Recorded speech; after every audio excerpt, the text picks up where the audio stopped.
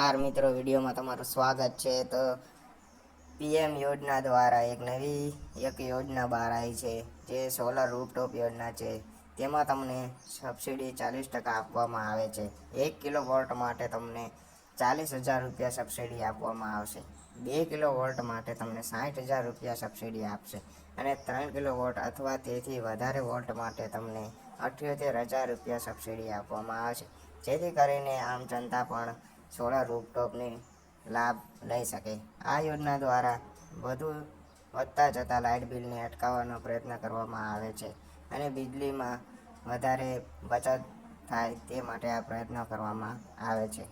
આ યોજનામાં તમારે ઘરની વીજળીની બચત થતાં તમે વધારાની વીજળી સરકારને આપી શકો છો અને સરકાર તમને પૈસા ચૂકવે છે તે વીજળીના, તેથી કરીને તમને વધારેમાં વધારે નફો જોવા મળી શકે છે।